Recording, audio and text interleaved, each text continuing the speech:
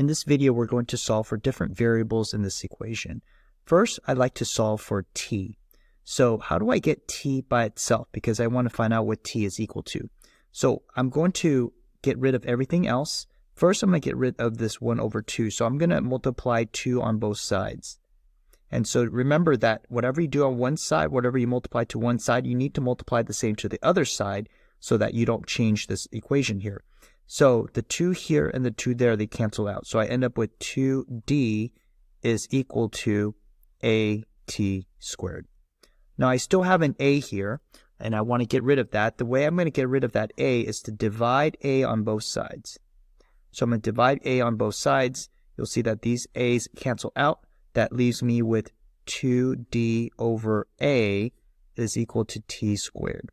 Then I need to square root both sides. I'm going to square root both sides, and I'm going to actually flip it. So I'm going to move the t over here, and t is equal to square root of 2d over a. Okay, so now let's do a practice calculation.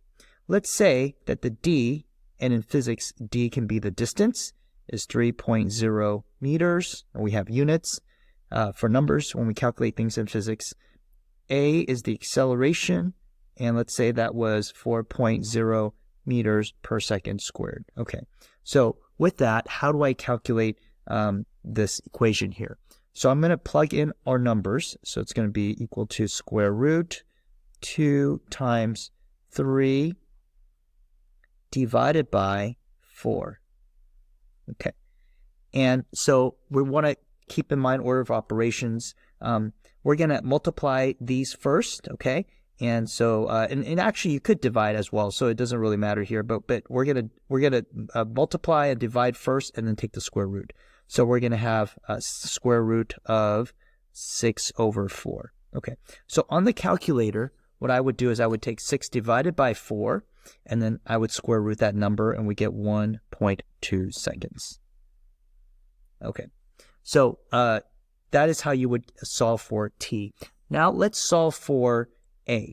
Okay, so using the same equation, d equals 1 over 2 at squared. And now we're going to solve for a.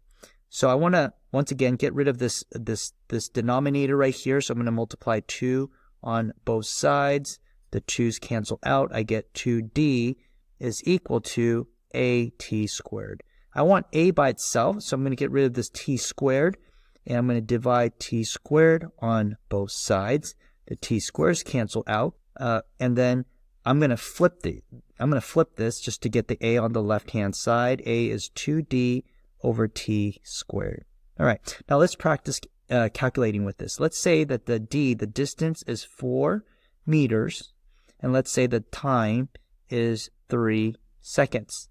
And so now I'm going to substitute those numbers in here. So I have 2 times 4 divided by 3 squared. Okay, so now one thing to be careful is you want to make sure you square this before you divide. So on the top we have 2 times 4 is 8. I can take care of that. But this, make sure you square that first. And then 3 squared is 9. So 8 divided by 9, we get 0.89. And we want to make sure we have our units. The units for acceleration in meters per second squared. All right, next we're going to solve for d, the distance. Okay, so d equals 1 over 2 at squared. And let's say that a is 3 meters per second squared, and t equals 4.0 seconds. So I'm going to substitute this in here. So d is equal to 1 over 2. A is 3.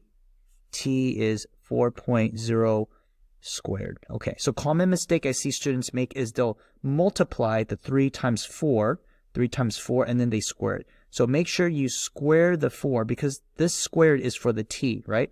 So make sure you square the 4 first, and then multiply by 3, and then the 1/2. Okay, so d is equal to 1 over 2.